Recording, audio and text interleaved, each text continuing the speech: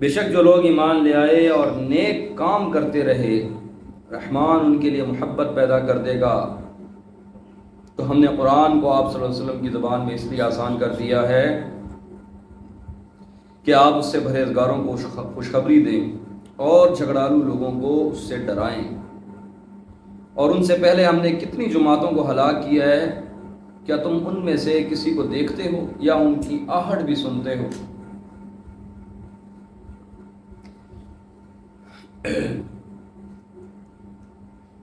شروع دن سے ہی جب یہ تفسیر کا درس شروع ہوا تھا تو وہیں سے ہم نے ایمان کے ساتھ صالح اعمال کا ایک رشتہ دیکھا ہے۔ اس پر ایک الگ سے ویڈیو بھی میں نے دی ہوئی ہے جو تفسیر سے الگ ایک سبجیکٹ تھا، ایک ٹاپک تھا۔ اس کے اندر میں نے وضاحت کی ہوئی ہے کہ کیا صرف کلمہ لا الہ الا اللہ محمد رسول اللہ جنت میں جانے کے لیے کافی ہے؟ کیا صرف وہی جنت کی کنجی ہے؟ اس پہ ایک الگ بیان ہے۔ اور یہ ساری جو گفتگو ہے قرآن پاک کے اندر جہاں جہاں بھی آ رہا ہے ان الذین آمنوا وعملوا الصالحات، ان الذین آمنوا وعملوا الصالحات، کہ ایمان اور عمل صالح، ایمان ایک بیج ہے اور عمل صالح اس کا پانی، تو پھر جا کے وہ بیج تناور درخت بنتا ہے۔ ورنہ بیج کو ہم کسی چیز کا درخت نہیں کہتے۔ ایمان کو اگر کسی درخت سے تشبیہ دی جائے، یعنی اسلام کو، مسلمان کو اگر کسی درخت سے تشبیہ دی جائے تو اس کے لیے بیج جو ہے وہ ایمان ہے اور عمل صالح اس کا پانی ہے۔ جب ایمان کا بیج ہوگا اور عمل صالح کا پانی ہوگا تو ہی اس کے اندر اسلام کا بیج پھلے گا اور تناور درخت بنے گا۔ جیسا کہ میں نے آپ لوگوں کو پہلے بھی کہا ہوا ہے کہ ایمان لانے کا جو ہے وہ ایمان لانے سے بندہ کافر سے مسلمان تو ہو جاتا ہے، لیکن اس کے بعد کام ختم نہیں ہو جاتا، بلکہ یہ ایک عہد ہے، ایک عہد ہے۔ اس عہد کے بلبوتے، اس عہد کی وجہ سے جو ہے وہ جو ایمان لانے والا مسلمان ہے اس نے اپنی ساری زندگی اللہ کی دین کے نیچے گزارنی ہے۔ ایک وعدہ ہے، لا الہ الا اللہ محمد رسول اللہ، میں نے مان لیا کہ اللہ کے سوا کوئی معبود نہیں اور محمد صلی اللہ علیہ وآلہ وسلم اللہ کے رسول، پیغمبر و رسول۔ یہ جب مان لیا، تسلیم کر لیا، تو پھر اس کا مطلب کیا ہوا کہ میرا معبود کون ہے؟ اللہ، یعنی میرا حاکم کون ہے؟ اللہ۔ حاکم مطلب جو مجھے حکم دینے والا ہے وہ اللہ ہے، میں اس کا محکوم ہوں اور مجھے اس کے ہر حکم کو ماننا ہے۔ بات سمجھ آئی؟ اور ماننا کس طریقے سے ہے؟ محمد رسول اللہ، رسول اللہ صلی اللہ علیہ وسلم کی طریقت کے اوپر، جس طرح آپ صلی اللہ علیہ وسلم نے حکم مان کر دکھایا اسی طرح میں نے آپ صلی اللہ علیہ وسلم کے نقش قدم پر چلتے ہوئے اللہ کے احکامات کو ماننا ہے۔ یہ ایک وعدہ ہو گیا۔ بات سمجھ آئی؟ اب وعدہ کر لیا، لا الہ الا اللہ محمد رسول اللہ پڑھ لیا، اس کے بعد اس وعدے کو پورا نہ کیا تو وعدہ خلافی ہو گئی۔ تو وہ شخص کیسے کہہ سکتا ہے کہ میرا اللہ کے ساتھ وعدہ ہو چکا ہے، مجھے وہ جنت میں داخل کرے گا، جبکہ وہ وعدے کی خلاف ورزی کر رہا ہے۔ اس نے اللہ کے ساتھ وعدہ کیا تھا کہ اللہ میں تجھے معبود بھی مان رہا ہوں اور تیرے بھیجے ہوئے پیغمبر کو تیرا آخری پیغمبر بھی مان رہا ہوں، ٹھیک ہے، ہاں کروں گا میں اپنی مرضی، تو وہ اسلام نہ ہوا، وہ مسلمان نہ ہوا۔ عمل صالح شرط ہے ایمان کے ساتھ، کہ جب کوئی بندہ مسلمان ہوتا ہے یا کسی مسلمان کے گھر میں کوئی مسلمان بچہ پیدا ہوتا ہے تو اس کے کان میں اذان تو دے دی جاتی ہے، سب کچھ ہوتا ہے، اور جو ہے وہ جب اس کو وہ مرتا ہے تو مرنے کے بعد اس کا جنازہ بھی پڑھا جاتا ہے اور مسلمانوں کے قبرستان میں بھی دفنایا جاتا ہے۔ لیکن جو اس کی زندگی گزری ہے وہ زندگی ساری کی ساری ایسی ہے کہ وہ حضور پاک صلی اللہ علیہ وسلم کی طریقت سے، آپ صلی اللہ علیہ وسلم کے عمل سے ناواقف ہے۔ اس نے کبھی زندگی کے اندر کوئی نماز نہیں پڑھی، کوئی قرآن کو کبھی ہاتھ نہیں لگایا، قرآن اس کو نہیں پڑھنا آتا، نماز اس کو نہیں پڑھنے آتی، سمجھ رہے بات کو؟ تو وہ شخص یہ دعویٰ نہیں کر سکتا کہ میں مسلمان ہوں۔ اگر عمل صالح کو بیچ میں سے نکال دیا جائے تو پھر تو انسانوں کے بیچ میں ناانصافی ہو جائے گی، ناانصافی کیسے ہوگی؟ ناانصافی ایسے ہوگی کہ کسی کافر یا کسی ہندو یا کسی عیسائی یا کسی یہودی کے گھر میں جو پیدا ہونے والا بچہ ہے وہ کل کو قیامت والے دن اللہ سے کہے گا یا اللہ میرا کیا قصور تھا جو مجھے یہودی کے گھر بھیج دیا؟ بات سمجھ رہے ہیں؟ میرا کیا قصور تھا جو عیسائی کے گھر پیدا کر دیا؟ میں نے تو نہیں کہا تھا کہ مجھے کسی ہندو کے گھر میں پیدا کر، جس طرح کے گھر میں مجھے پیدا کیا گیا اسی طرح کے اعمال ہیں میرے. تو میرے ہندو ہونے کا یا میرے عیسائی ہونے کا یا میرے غیر مسلم ہونے کا کسی بھی مذہب سے تعلق رکھتا ہو وہ اس مذہب سے اس کا تعلق ہونے کا اس کے اوپر کوئی وبال نہیں بنتا. وبال صرف اس صورت بنتا ہے کہ کسی مسلمان کے گھر میں پیدا ہونے والا بچہ جب تک اس کلمے کے نیچے زندگی نہیں گزارے گا اور وہ یہ ثابت نہیں کرے گا کہ وہ اپنے اللہ کو اپنا حاکم مانتا ہے اور حضور پاک صلی اللہ علیہ وسلم کو ان کا پیغمبر مانتا ہے، جب تک اپنے عمل سے ثابت نہیں کرے گا تب تک یہ مسلمان نہیں کہلائے گا. اور شیطان کی انسان کے ساتھ جنگ بھی یہی ہے کہ وہ اس کے مرنے سے پہلے پہلے اس کے سینے میں سے ایمان نکال لے. ایمان نکال لے. بات سمجھ رہے ہیں؟ اور یہ ایمان جس طرح میں نے آپ کو پہلے کہا کہ ایمان ایک بیج کی مانند ہے کہ اگر کسی بیج کو کسی زمین کے اندر دبایا جائے پھر اس کو پانی نہ دیا جائے اور وہ بیج وہیں کا گل سڑ جائے تو اس گلے سڑے بیج کو نکالنا آسان ہے یا کسی درخت کو کھینچ کر جب اس کو پانی دے دیا گیا ہو اور وہ اپنی جڑیں پھیلا چکا ہو اور مکمل تناور درخت لگ چکا ہو تو اس درخت کو نکالنا آسان ہے یا اس بیج کو نکالنا آسان ہے؟ یقیناً بیج کو نکالنا آسان ہے.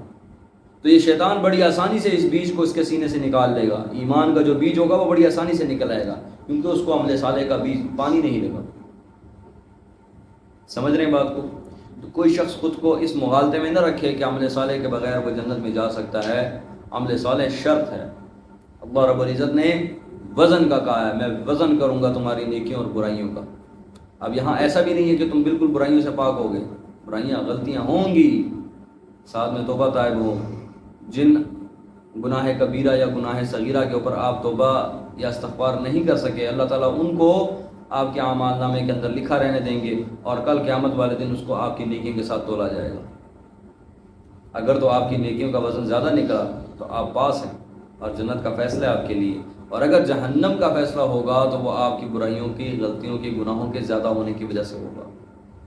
تو عمل صالح کیا ہے؟ شرط ہے. اور نیک کام کرتے رہے رحمان ان کے لیے محبت پیدا کر دے گا. یہ بہت زبردست حدیث ہے. حضور پاک صلی اللہ علیہ وسلم نے ارشاد فرمایا کہ کوئی شخص جو نیک اعمال کرتے کرتے اللہ کا اس قدر محبوب ہو جاتا ہے کہ اللہ تعالیٰ اپنے فرشتے جبرائیل کو کہتے ہیں اور بلاتے ہیں اور کہتے ہیں اے جبرائیل فلانا بن فلانا سے میں محبت کرتا ہوں، اے جبرائیل تجھے میرا حکم ہے کہ تو بھی اس سے محبت کر. وہ جبرائیل علیہ السلام فرشتوں میں جاتے ہیں، فرشتوں میں اعلان کرتے ہیں اے فرشتوں سن لو، فلانا بن فلانا سے اللہ محبت فرماتے ہیں، اللہ کا حکم ہے کہ میں بھی ان سے محبت کروں. اے فرشتوں میں آپ لوگوں کو بھی یہ حکم دے رہا ہوں کہ آپ لوگ بھی فلانا بن فلانا کے ساتھ محبت کرو. پھر ان فرشتوں کو زمین کے اندر پھیلا دیا جاتا ہے، بھیج دیا جاتا ہے اور یہ اعلان مشرق سے مغرب تک کر دیا جاتا ہے کہ اے لوگوں سن لو، فلانا بن فلانا سے اللہ محبت فرماتے ہیں، اس سے جبرائیل امین بھی محبت کرتے ہیں اور اس شخص سے ہم بھی محبت کرتے ہیں، اے لوگوں سن لو تم بھی اس سے محبت کرو. پھر اس محبت کی ایسی مثال قائم ہوئی کہ مواقعات مدینہ جب ہوا، جب صحابہ کرام مکہ سے مدینہ کی طرف ہجرت کر گئے تو یہ وہ صحابہ تھے، یہ وہ لوگ تھے جو ایک دوسرے کے ساتھ جو ہے وہ ایک دوسرے کی نسلوں، جب یہ نسل در نسل ان کی لڑائیاں چلتی چلی آ رہی تھیں، اوس اور خزرج کی لڑائیاں، قبائلی جنگیں، لڑائیاں، کہ ان کے بزرگ جب دنیا سے جاتے تھے تو اپنی اولاد کو کہتے تھے پتر معاف نہ کریں، چھڈی نہ اپنا بدلہ. ٹھیک ہے، مرنے والا شخص اپنے اولاد کو کہہ کے جاتا تھا. مائیں اپنے بچوں کو کہتی تھی دودھ نہیں بخشائیں گی زیادہ کہ بدلہ نہیں لیں گا. ٹھیک ہے، اور یہ وہی صحابہ تھے، انہوں نے جب یہ مکہ سے مدینہ ہجرت کر کے گئے انہوں نے کیا کیا، انہوں نے اپنے آدھے مال کے اندر ایک دوسرے کا حصہ رکھ دیا، آدھے مال کے اندر حصہ رکھا. شیر و شکر. اللہ تعالیٰ فرماتے ہیں ہم محبت ڈال دیں گے. تو پتہ یہ چلا کہ محبت اور نفرت ڈالنا بھی اللہ کا کام ہے. ہمارے دلوں کے اوپر مکمل کنٹرول اللہ کی ذات کا ہے. فَإِنَّمَا يَسَّرْنَاهُ بِلِسَانِكَ لِتُبَشِّرَ بِهِ الْمُتَّقِينَ وَتُنذِرَ بِهِ قَوْمًا لُدًّا. تو ہم نے قرآن کو آپ صلی اللہ علیہ وسلم کی زبان میں اس لیے آسان کر دیا ہے کہ آپ اس سے پرہیزگاروں کو خوشخبری دیں اور جھگڑالو لوگوں کو اس سے ڈرائیں. اللہ رب العزت نے قرآن پاک کو عربی کے اندر نازل فرمایا. عرب کی زبان عربی، ٹھیک ہے، اور عربی اس زبان کو بڑے آسانی سے سمجھتے تھے، اور انہی کی زبان میں قرآن پاک نازل کیا گیا تاکہ اس کو سمجھنے میں آسانی ہو. اور سمجھنے کی آسانی کا مقصد کیا ہے؟ تاکہ اس پر عمل کرنا آسان ہو. کسی اور زبان میں نازل نہیں فرمایا. آپ ان سے پرہیزگاروں کو خوشخبری دیں. خوشخبری کس چیز کی؟ جنت کی. وَتُنذِرَ بِهِ قَوْمًا لُدًّا، اور جھگڑالو لوگوں کو اس سے ڈرائیں. اور ان سے پہلے ہم نے کتنی جماعتوں کو ہلاک کیا ہے، کیا تم ان میں سے کسی کو دیکھتے ہو یا ان کی آہٹ بھی سنتے ہو؟ یعنی یہ جتنی یہ جماعتیں ہیں، یہ جو انکار کری بیٹھی ہیں، جو آپ کے ساتھ جو ہے وہ کبھی مناظرے کے لیے آ جاتی ہیں، کبھی آپ کا امتحان لینے آ جاتی ہیں، کبھی آپ کے پیچھے پروپیگنڈے کرتی ہیں. یہ جو جماعتیں ہیں، یہ جو آپ کے سامنے بیٹھ کر عذاب کو دعوت دینے والی باتیں کرتی ہیں، ان جماعتوں کو نہیں پتہ کہ ان سے پہلے بھی کئی جماعتیں ایسی گزری ہیں جن کے اوپر میرا عذاب آیا تو ان کی کوئی آہٹ بھی نہیں سنتا، ان کا نام و نشان اس ہستی سے مٹا دیا گیا، ختم کر دیا گیا. سمجھ رہے بات؟ اللہ رب العزت کی جب پکڑ آتی ہے تو اس پکڑ سے کوئی بھی شخص بچ نہیں سکتا. اللہ تعالیٰ فرماتے ہیں یہ کوئی پہلے نہیں ہے، ان کو تباہ کرنا میرے لیے مسئلہ نہیں ہے، بس صرف معاملہ کیا ہے، ان کو مہلت دی جا رہی ہے، ان کو مہلت دی جا رہی ہے. اور مہلت دینے کا مقصد کیا ہے؟ مہلت دینے کا مقصد یہی ہے کہ یہ نہیں تو ان کی نسلیں آپ کا کلمہ پڑھنے والی ہوں گی، انہی کی نسلیں ہوں گی جو پوری دنیا کے اندر میرا کلمہ یعنی لا الہ الا اللہ محمد رسول اللہ کو پہنچانے والی، پھیلانے والے ہوں گے. او تسمع لهم رکزا، اور یا ان کی کوئی آہٹ بھی سنتا ہے، یعنی ان کو بالکل صفحہ ہستی سے مٹا دیا گیا ہے، ان کا نام بے نام و بے نشان کر دیا گیا ہے. اللہ تعالیٰ سے دعا ہے کہ کلام پاک کے اندر کوئی بھی کسی قسم کی بھی غلطی ہے تو اللہ تعالیٰ اس کو معاف فرمائے اور اللہ ہمیں عمل کی توفیق نصیب فرمائے. خدا الحمد للہ.